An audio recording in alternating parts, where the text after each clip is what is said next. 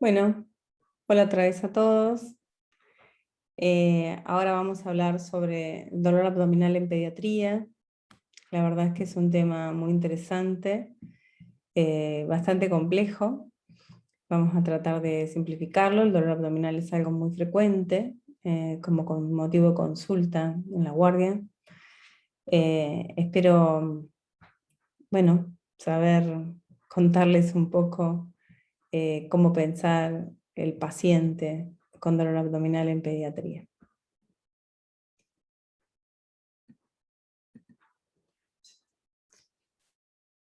Bueno, para empezar, el dolor abdominal es uno de los motivos más frecuentes como motivo de consulta. La mayoría de las veces son de causa médica, no quirúrgica. Es importante saber que generalmente conociendo la edad del niño, los síntomas que tiene, haciendo un buen interrogatorio y un buen examen físico, sin requerir demasiados exámenes complementarios, podemos llegar a un diagnóstico, la mayoría de las veces. Como siempre en la emergencia vamos a empezar como una evaluación inicial. Con la evaluación inicial ver cómo está el estado neurológico, que hablábamos en la clase sobre evaluación inicial, lo nombrábamos como el aspecto general, que es el aspecto neurológico, el aspecto respiratorio y el aspecto circulatorio. Si estos aspectos son evaluados y son todos normales, podemos seguir atendiendo a los pacientes sin tener ninguna consideración previa, haciendo un interrogatorio y después el examen físico. Y si por el contrario encontramos alguno de estos aspectos alterados, recordemos que tenemos que empezar a tomar conductas antes de continuar con la evaluación. Bueno, ante un paciente que consulta por dolor abdominal, lo primero que queremos saber en cuanto al dolor abdominal es las características, cuándo comenzó, si el comienzo fue gradual o fue repentino, cuánto hace que le duele, si es continuo, si es intermitente, qué tan intenso es, si lo puede localizar, dónde le duele, si es en el abdomen, es epigástrico, es periumbilical, es generalizado, es en la fosa ilíaca derecha, es en la fosa ilíaca izquierda. Recordemos que habíamos dicho que a veces la localización en los niños más chiquitos es difícil. Las características, bueno, si es cólico, si es opresivo, si es fijo, si se irradia. Y además de las características del dolor, vamos a ver si tiene algunos síntomas asociados, tanto síntomas digestivos como no digestivos. Entre los digestivos, los vómitos, y los vómitos si son gástricos, si son biliosos, si son porráceos, si tiene diarrea, si tiene estreñimiento, si se acompaña de anorexia. Y entre los extradigestivos, bueno, si tiene fiebre, es un dolor abdominal más fiebre. Tiene síntomas respiratorios, porque recordemos que como dolor abdominal pueden presentarse patologías que en realidad son respiratorias.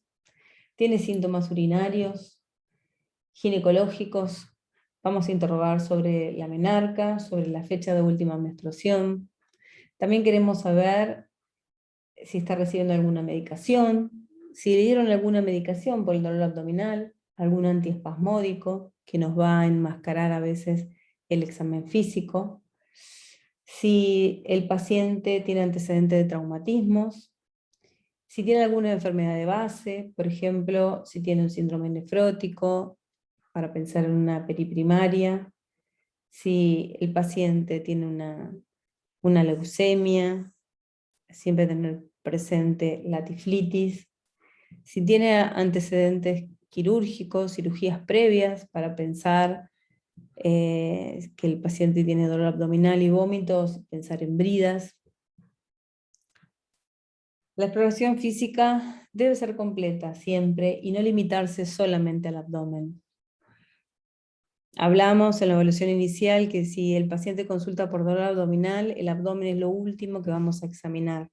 Siempre vamos a empezar con una inspección general, ver si tiene lesiones en la piel, si tiene alguna posición antálgica, si hay signos de deshidratación, si hay cicatrices.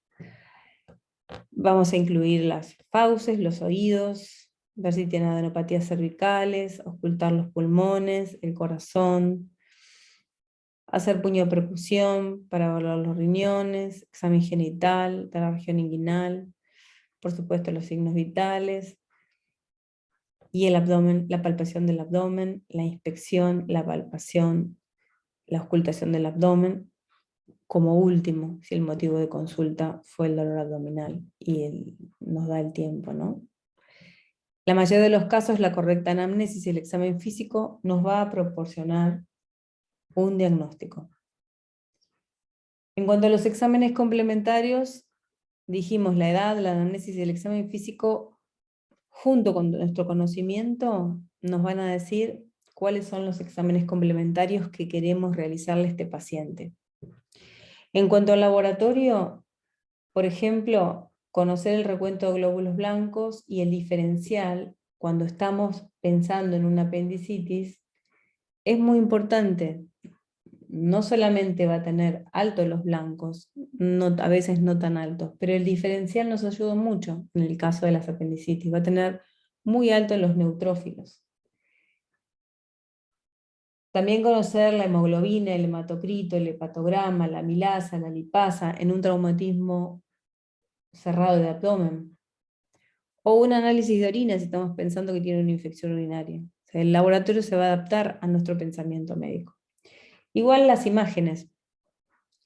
La radiografía de abdomen de pie es de mucho valor, es una prueba diagnóstica objetiva, ayuda en el diagnóstico de cuadros obstructivos y también en casos de perforaciones.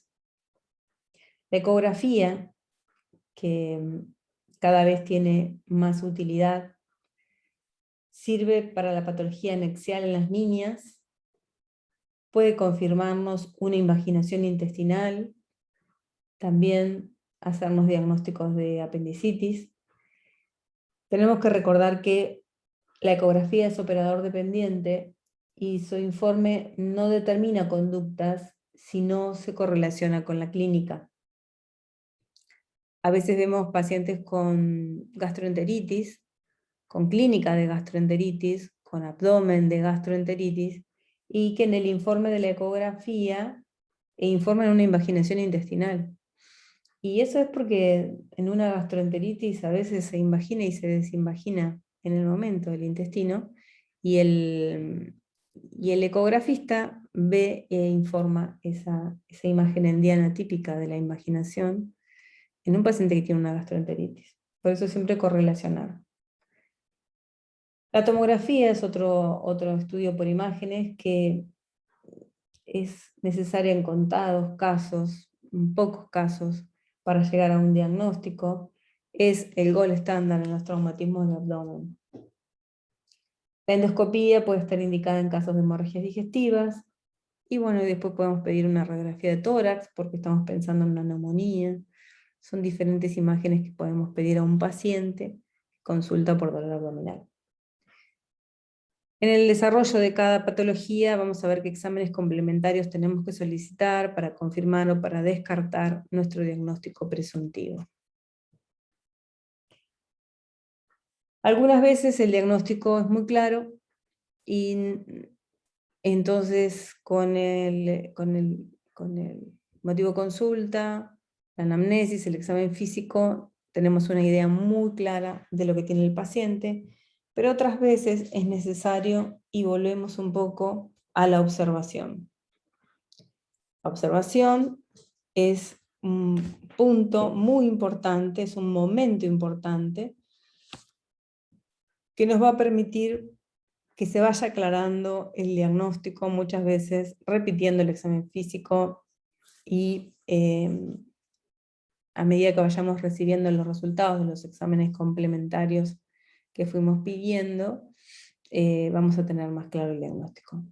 Vemos mucho esto en los cuadros apendiculares, que a veces son dudosos, y la observación nos permite confirmar o descartar el cuadro clínico. Entonces, de un paciente que consulta por dolor abdominal, tenemos que pensar que tenemos 4 orígenes de ese dolor abdominal. Puede ser que la patología esté en el abdomen, puede ser que la patología sea una patología sistémica, pero tiene repercusión en el abdomen y tiene dolor abdominal, pero estamos viendo una patología más sistémica que va más allá del abdomen. Puede ser un traumatismo de abdomen, una patología traumática, o una patología extraabdominal que se presenta o simula con un abdomen agudo. Y ahora vamos a dar algunos ejemplos de estos 4 orígenes del dolor abdominal. En el abdomen se originan todos los procesos inflamatorios e infecciosos de órganos que están en el abdomen, una gastroenteritis, una apendicitis, una pancreatitis, una peritonitis. Podemos tener dolor abdominal secundario a obstrucción intestinal, y las obstrucciones intestinales pueden ser por una invaginación intestinal, pueden ser provocadas por bridas secundarias a cirugías, un divertículo de Meckel, en el caso de obstrucción intestinal que se invagina.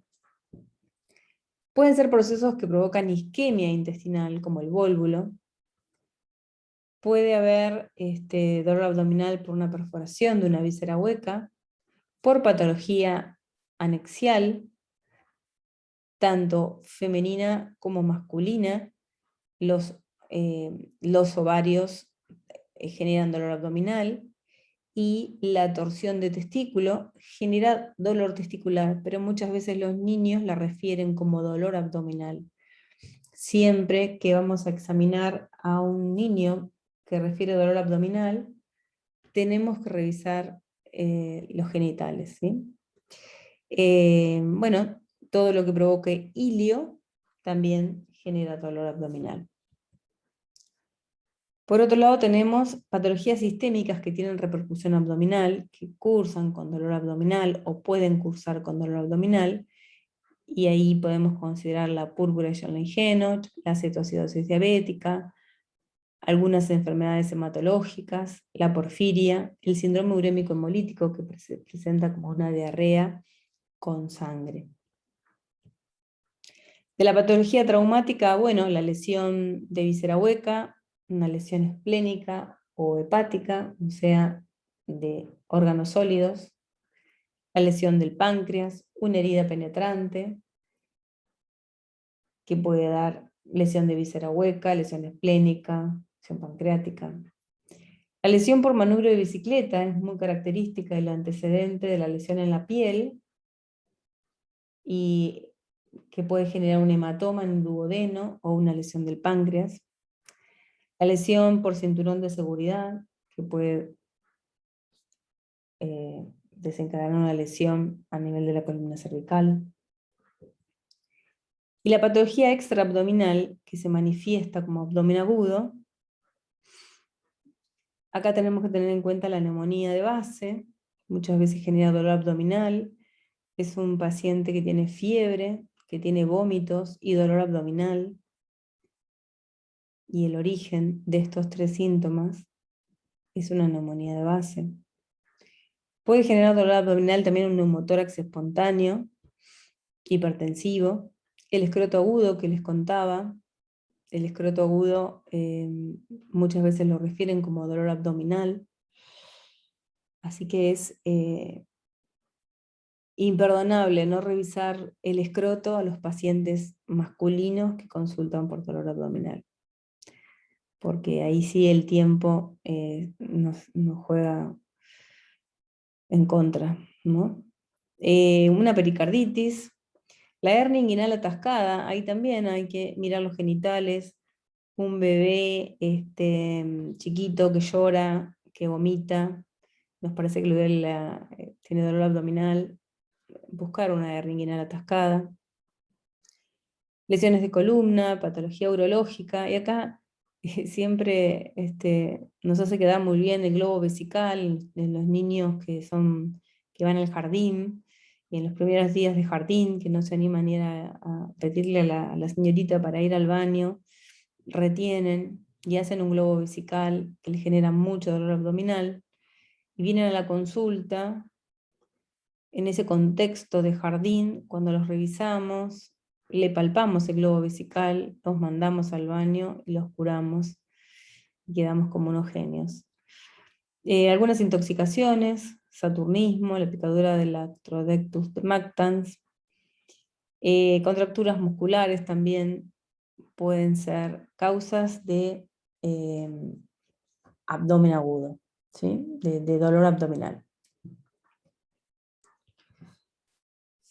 Bueno, una consideración importante es que los pacientes con dolor abdominal tienen que recibir analgesia.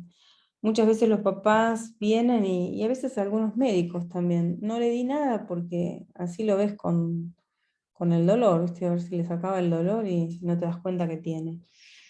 La verdad es que los diagnósticos no se enmascaran por la analgesia y los pacientes deben recibir analgesia, ¿sí? Recuerden eso. No antiespasmódicos, pero sí analgésicos. Bueno, un poco viendo todas las distintas causas que pueden provocar dolor abdominal y motivar la consulta en el servicio de emergencia de pediatría, queríamos como centrarnos en estas patologías que por ahí son las que, la apendicitis porque es muy frecuente, la estenosis de píloro porque es quirúrgica, la imaginación intestinal y el bólulo del intestino medio porque son patologías que realmente eh, son el vuélvulo muy grave y la imaginación intestinal también potencialmente grave. Queríamos como comentar un poquito cada una de estas patologías, como meternos un poquito más en esas y ampliar un poquito el conocimiento, ¿no? Entonces, como para hacer un resumen, si viene un paciente con dolor abdominal, lo primero que vamos a hacer con este triángulo de evaluación pediátrica es evaluar si está compensado o descompensado.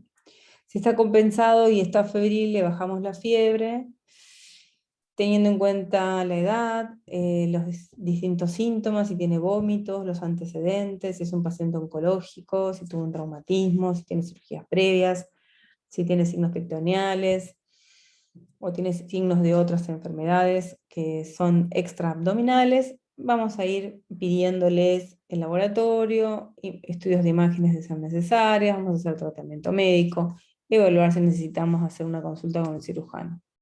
Ahora bien, si cuando consulta por dolor abdominal al ingreso está descompensado, recuerden que nos vamos a abocar a tratar la descompensación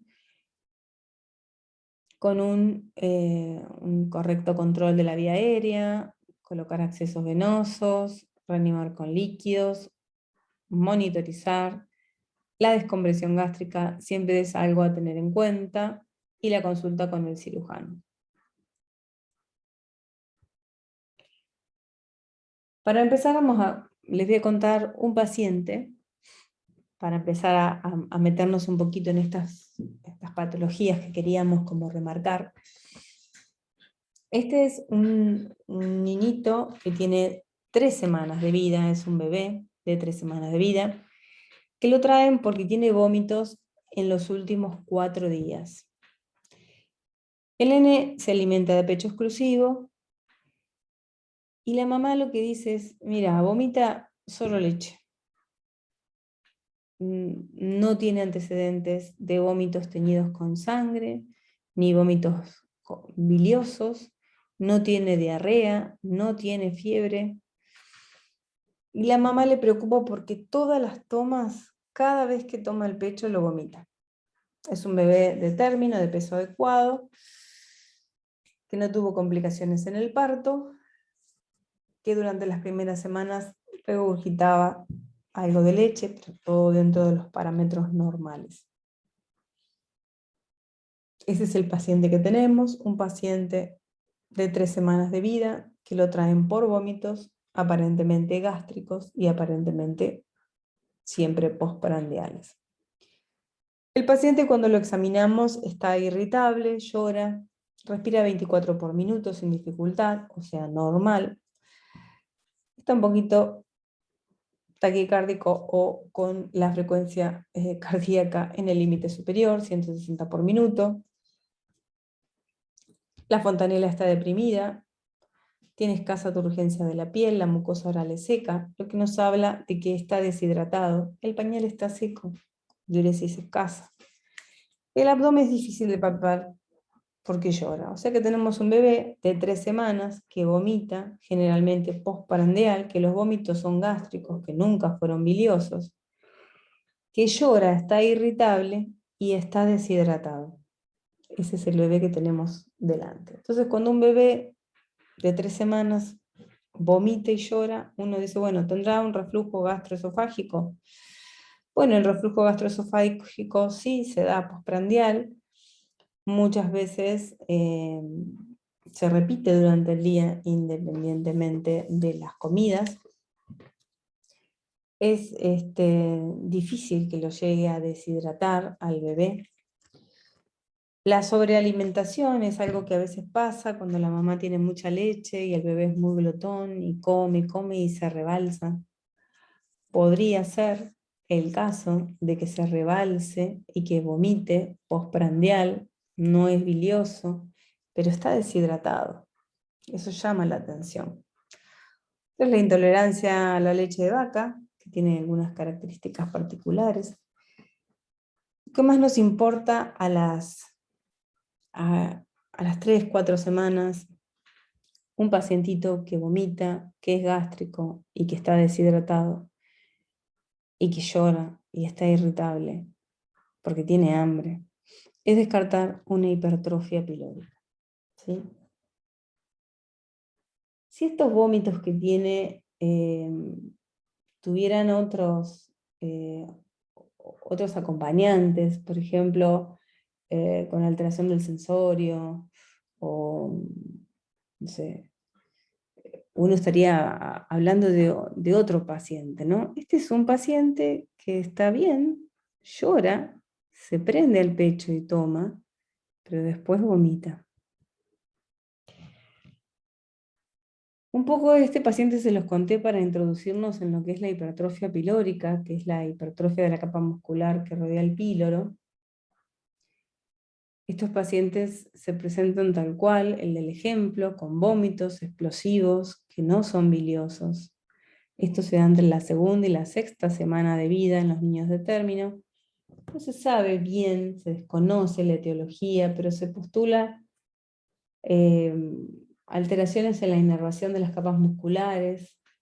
Algunos hablan de la disminución de la actividad de la sintetasa de óxido nítrico que relaja el músculo. Algunos dicen que pasa más en los bebés que tienen acidez previa. Esto se da en 1 a 5 por cada 100.000 nacidos vivos, predominan los varones,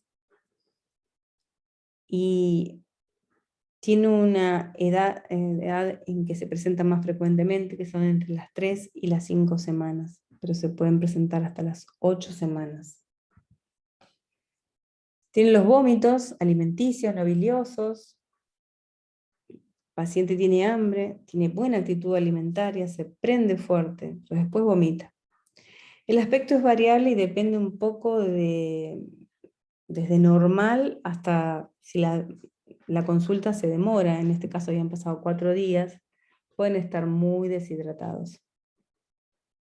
El abdomen puede estar distendido y verse las ondas peristálticas. A veces cuando recién comió uno le ve el estómago dibujado en la pancita y se ven las ondas peristálticas como movimientos de lucha.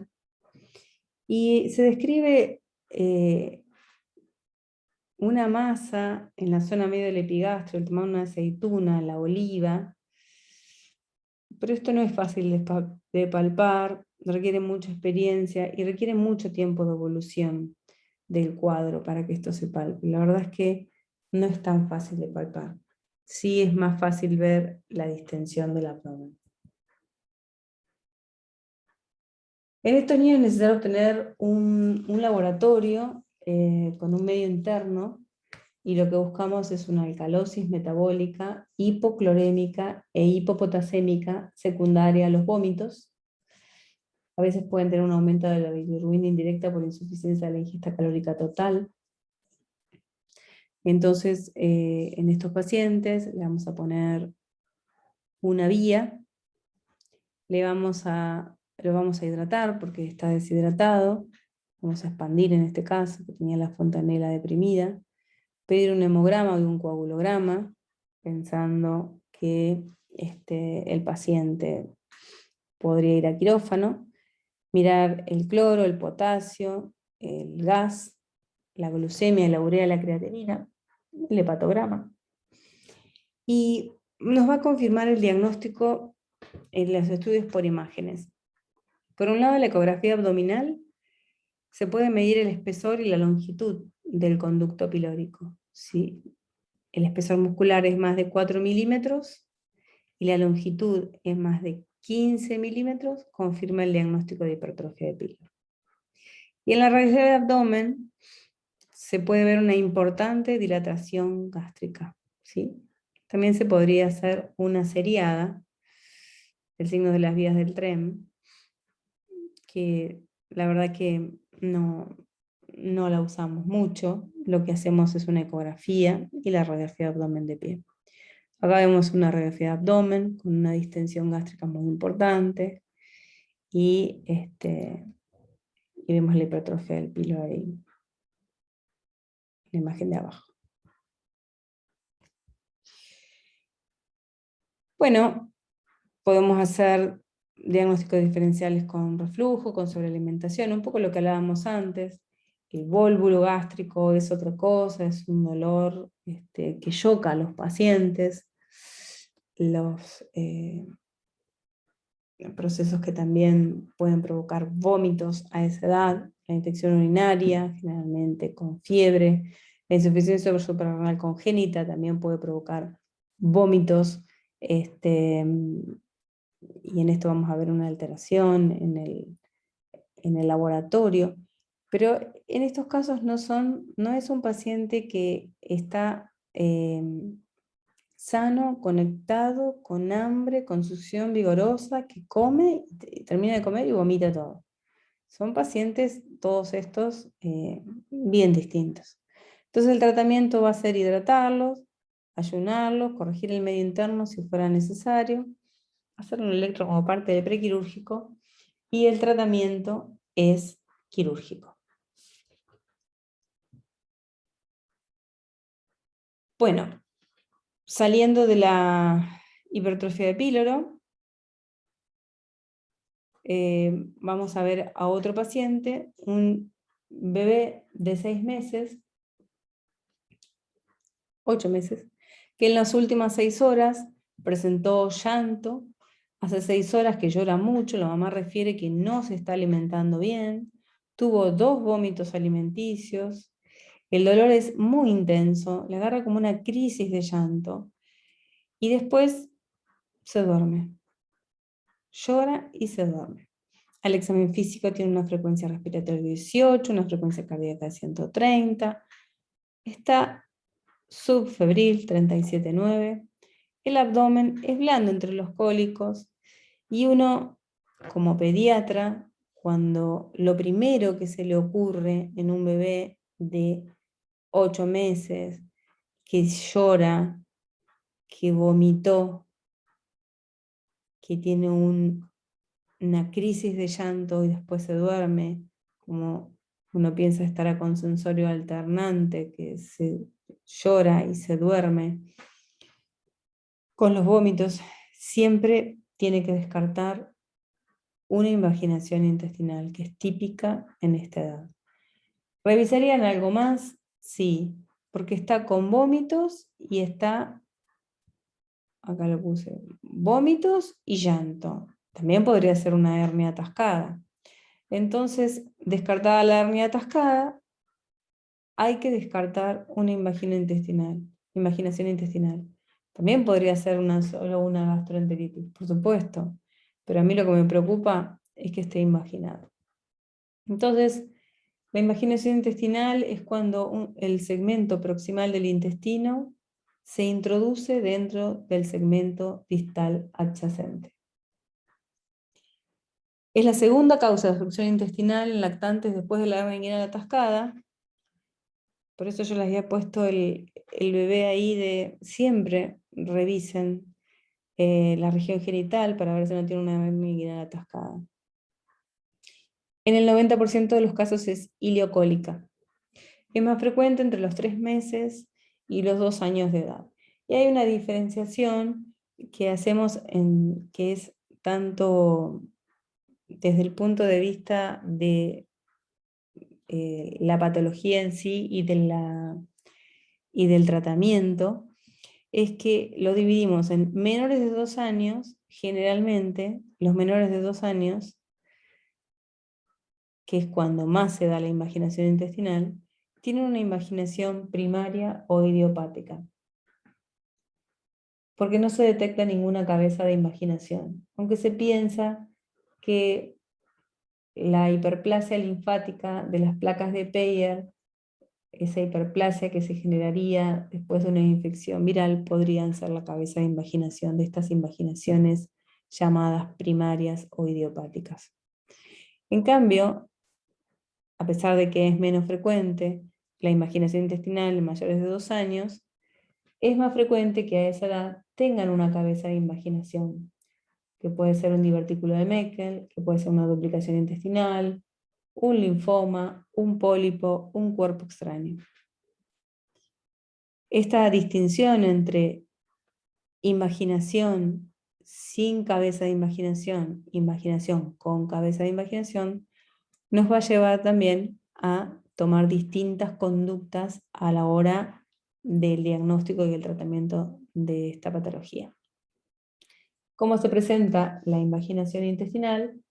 Presenta dolor abdominal, tipo cólico, que se acompaña de llanto. Esto cede, después se repite.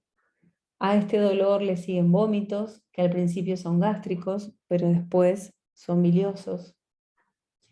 Cuando la invaginación lleva suficiente tiempo para producir isquemia, el niño presenta heces con sangre y moco, que es lo que se llama deposiciones con sangre como mermelada de groselias. Es muy característico el sensorio alternante, lloran enérgicamente durante el cólico y cuando cede el cólico se adormecen. Y bueno, si esto no se detecta, progresa a isquemia intestinal y necrosis y el paciente presenta un abdomen distendido, abdomen peritoneal, deshidratación progresiva. Algo que ayuda mucho cuando uno está pensando, este paciente estará invaginado, piensen que la invaginación lo que provoca es una obstrucción intestinal. Es interrogar sobre la presencia de gases. Los gases van a estar ausentes en la invaginación intestinal, ¿sí? Si uno está pensando, ¿será una diarrea con sangre o está invaginado? Porque encontré sangre en la materia fecal. Y la gastroenteritis tiene gases, el invaginado no. Bueno, dentro de los exámenes complementarios decíamos la clínica, todo esto que estoy contando, la edad. Podemos hacer una radiografía de abdomen de pie, donde vamos a ver que el hipocondrio derecho parece ocupado, no hay aire en el ciego, puede haber niveles hidroaéreos como una obstrucción intestinal, y es diagnóstico la ecografía con el signo de Diana, que hoy les contaba, que se puede ver en las gastroenteritis, pero este signo de Diana es fijo, es una invaginación, es un signo patognomónico de la invaginación intestinal. El otro estudio que está más abajo es un colon por enema con aire ovario. Actualmente en el austral se hacen con aire. Puede ser diagnóstico y terapéutico al mismo tiempo. Es diagnóstico porque nos muestra la invaginación y es terapéutico porque lo desinvagina. Pero hay algunas contraindicaciones para este procedimiento. Y una contraindicación es que el paciente sea mayor de 2 años, porque sabemos que la imaginación intestinal en los mayores de 2 años generalmente tienen una cabeza de imaginación. Y si yo pienso que el paciente tiene una cabeza de imaginación, que es un cuerpo extraño, que es un Meckel o que es un tumor, eh, yo no lo quiero desimaginar y quedarme sin el diagnóstico, ¿sí? Que se vuelva a imaginar más adelante. Ese paciente mayor de 2 años imaginado, el tratamiento es quirúrgico de entrada. También puede ser que sea menor de 2 años, pero tiene algunas contraindicaciones. Una es cuando tiene mucho tiempo de evolución, la imaginación, y entonces hay sangrado, y yo al hacer el colon por enema con aire, podría perforarlo y hacer una peritonitis. Eh, entonces, después de 8 horas, a veces 12 horas, según la evolución, 6 a 8 horas podríamos decir, la indicación sería quirúrgica para la resolución de la imaginación intestinal. Entonces, ¿qué vamos a hacer nosotros en la guardia cuando estamos pensando que el paciente esté imaginado? Recuerden que es un paciente que va a estar en regular estado general, lo voy a ayunar, le voy a poner una sonda nasogástrica abierta, como toda patología, como toda obstrucción intestinal, para descomprimir, lo voy a hidratar y le voy a hacer un colon por enema o una reducción quirúrgica, el colon por enema, diagnóstico y terapéutico, o la reducción quirúrgica como terapéutica en los mayores de 2 años o cuando el tiempo de evolución, las horas de evolución son prolongadas. El paciente que diagnosticamos una imaginación intestinal y la resolvimos, ya sea por colon por enema o una reducción quirúrgica, debe permanecer internado 24 horas, porque en las primeras horas tiene riesgo de reimaginarse, o sea que el paciente se tiene que quedar internado 24 horas.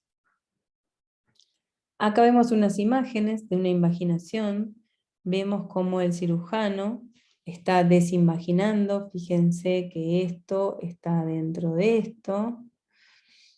Ahí vemos que terminó de sacar todo y acá está la cabeza de imaginación y era un divertículo de Meckel, la cabeza de imaginación. Pasando a otro tema que no estaba en la lista, pero me parece relevante que ustedes como clínico conozcan. Si un niño de 3 meses llega a la emergencia con antecedentes de irritabilidad, rechazo al alimento, arcadas, incluso vómitos, y tiene una tumefacción escrotal derecha, eso se llama hernia inguinal. La lesión es tensa y lo que tenemos es irreductible, no podemos reducirla. Está atascada. Podríamos encontrar este mismo paciente sin vómitos, sin irritabilidad, sin rechazo del alimento, que vemos esta hernia y que nosotros podemos manualmente reducir, reintroducir el contenido intestinal, que seguramente está en esta zona, a la cavidad abdominal. Y en ese caso, vamos a hacer una intraconsulta diferida con cirugía. Bueno, en el caso de la hernia atascada, la conducta es quirúrgica, porque esto provoca una obstrucción intestinal. Esto un poco se lo quería mostrar en comparación con esto, que es el hidrocele, que es la presencia de líquido en las bolsas escrotales. Si uno apaga la luz y pone una luz, puede ser el otoscopio, o una linterna, por ejemplo acá abajo en un extremo, y mira por acá y ve todo el líquido que contienen las bolsas escrotales. Esto en general, el hidrocele, se espera un tiempo a ver que se vaya resolviendo, ¿sí?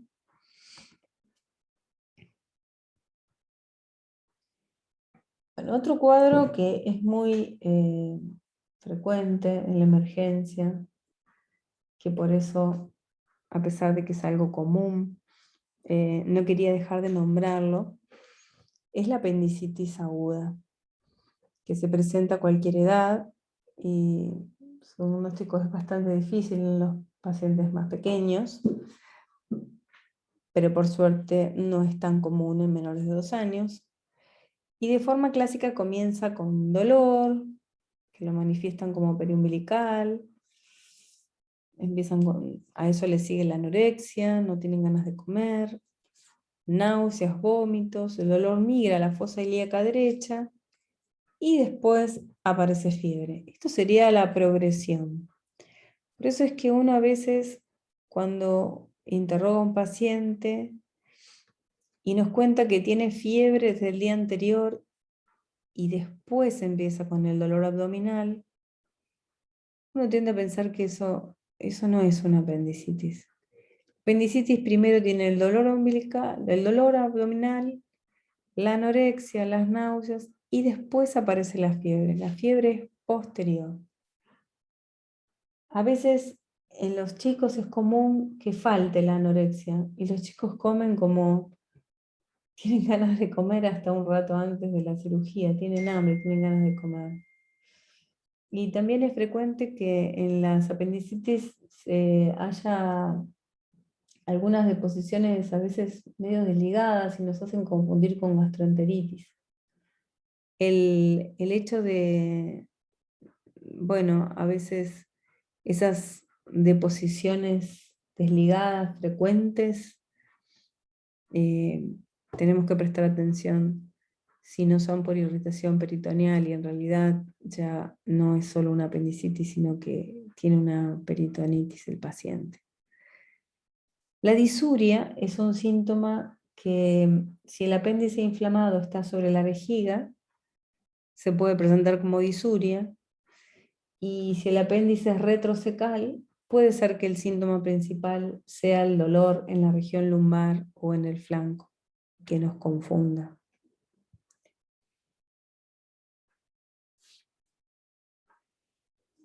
El examen físico es muy característico, el abdomen es blando, depresible, pero tiene dolor puntual en la fosa ilíaca derecha, dolor a la descompresión. O sea, la compresión me duele, a la descompresión le duele más. Eso es típico de la apendicitis. Este es el caso de los cuadros abdominales, que a veces la observación es fundamental. Un paciente que tiene dolor abdominal, le duele la fosa ilíaca derecha, pero no nos termina de cerrar. Nos parece que le duele cuando lo palpamos y no tanto cuando sacamos la mano, o sea, no tiene reacción peritoneal. Muchas veces, y no tiene muchos síntomas más, eh, preferimos observarlo. En la observación, si el paciente permanece estable, siempre con el mismo dolor y no empeora, eso difícilmente sea una apendicitis, porque una apendicitis ligada a su evolución tiene que empeorar, ¿sí? Entonces lo ayunamos, lo esperamos, y si siempre está igual, muchas veces son adenitis mesentéricas que la podemos ver en la ecografía. Bueno, ¿qué le vamos a pedir a un paciente que estamos pensando que puede tener una apendicitis aguda? Un hemograma, donde vamos a ver leucocitosis con neutrofilia. Esto es muy característico, la neutrofilia. Un laboratorio normal con una clínica compatible no nos descarta el diagnóstico, ¿sí? Recuerden que la clínica en la apendicitis es lo más importante. En una radiografía de abdomen de pie podemos ver un fecalito, podemos ver un cuadro de obstrucción o de perforación intestinal si estuviera complicado. Si no, a veces no nos ayuda tanto la radiografía de abdomen. En la ecografía abdominal, teniendo en cuenta que es operador dependiente, se puede observar un apéndice no compresible, aumentado de tamaño. Y por ahí la ecografía tiene algo muy importante, que es que nos puede también hacer el diagnóstico de plastrón apendicular, que es una complicación de la apendicitis.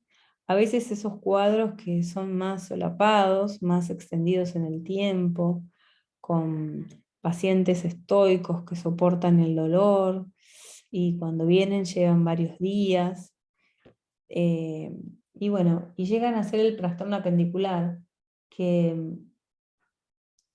es importante hacer el diagnóstico para no operarlos, porque el trastorno apendicular tiene otro tratamiento, hay que enfriarlo con antibióticos, y la cirugía tiene que ser diferida, porque si no uno podría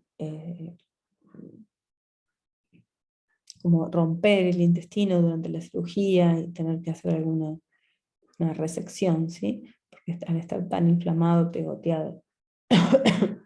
La tomografía es necesaria en muy pocos casos, que son dudosos en general. Con una ecografía es suficiente. La ecografía también permite hacer el diagnóstico diferencial con patología anexial, ver los ovarios de las pacientes femeninas. Muchas veces los cuadros pueden confundirse con una apendicitis, la paciente puede tener dolor, vómitos, y estamos hablando de una patología anexial. Bueno, les hacemos un prequirúrgico, y el tratamiento es antibiótico y quirúrgico, ¿no? Diagnósticos diferenciales con gastroenteritis, con infección urinaria, por esto de que a veces puede dar disuria según la posición del apéndice, adenitis mesentérica, el plastrón, bueno, todo esto ya lo fui nombrando. La adenitis mesentérica es un cuadro muy frecuente. En el caso de las adenitis mesentéricas, el dolor es puntual en la fosa ilíaca derecha, no se modifica con el correr de las horas, el paciente no empeora, tampoco mejora, pero no empeora. Y cuando le hacemos la ecografía, vemos el conglomerado de ganglios a nivel de la fosa ilíaca derecha. Eso es diagnóstico de adenitis mesentérica. Bueno, el tratamiento de la apendicitis, lo ayunamos, lo hidratamos, le damos analgésicos y le damos antibióticos, y bueno, el tratamiento es quirúrgico. Es importante en este punto, cuando consideramos los antibióticos, que una vez que coloquemos los antibióticos al paciente, nos quedamos sin la semiología, ¿no?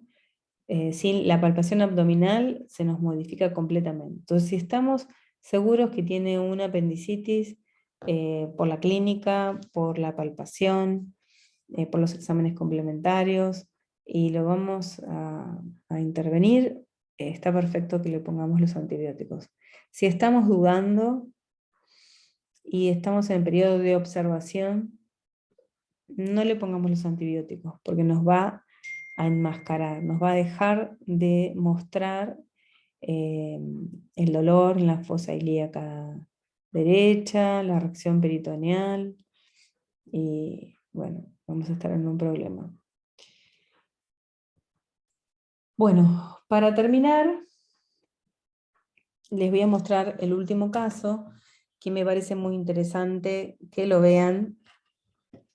Es un paciente real de 6 años, que lo traen a la guardia con un cuadro de abdomen agudo, un paciente que ingresa en shock, sensorio deprimido, descompensado hemodinámicamente, el abdomen globoso, tenso, con reacción peritoneal generalizada.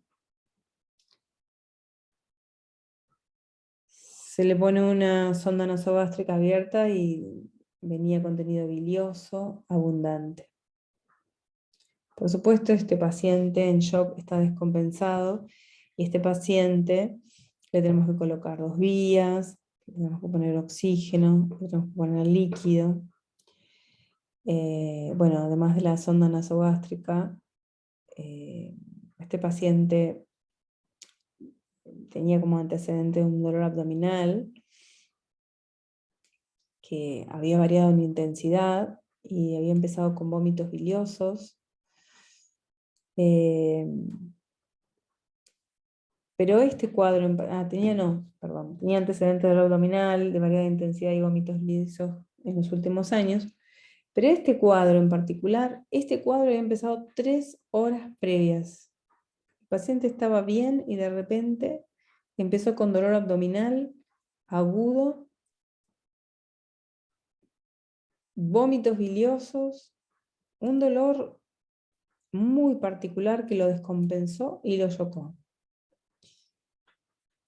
Podemos ver en la radiografía de abdomen, que está en decúbito, que tiene todo el intestino, acá, centro abdominal, y después todo silencio en el resto. Solo vemos aire en el centro del abdomen y todo silencio en el resto. Este es el paciente en quirófano. Esto es una verdadera urgencia quirúrgica.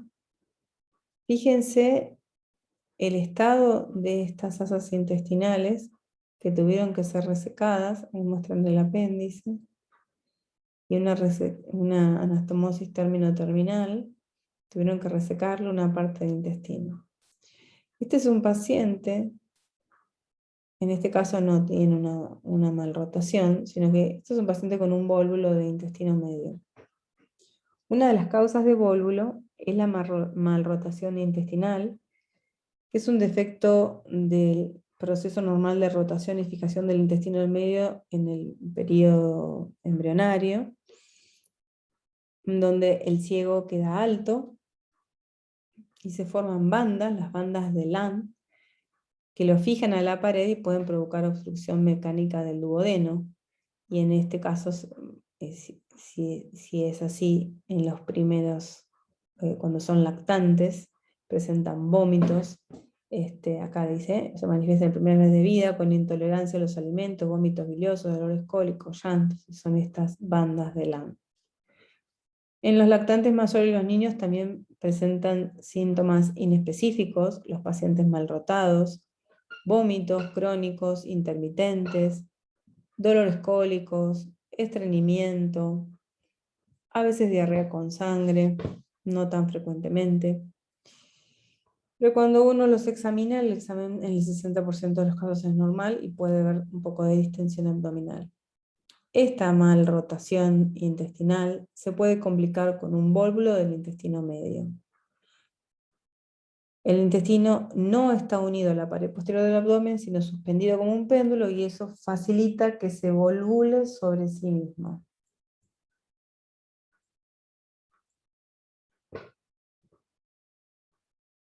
Es un cuadro muy agudo, el vólvulo, el paciente que vimos, las fotos que vimos de la cirugía es un vólvulo, muy agudo, un cuadro muy agudo y muy grave. En el 90% de los casos se produce el vólvulo antes del año de edad, pero pueden presentarse a cualquier edad, y las complicaciones son el infarto intestinal y la muerte.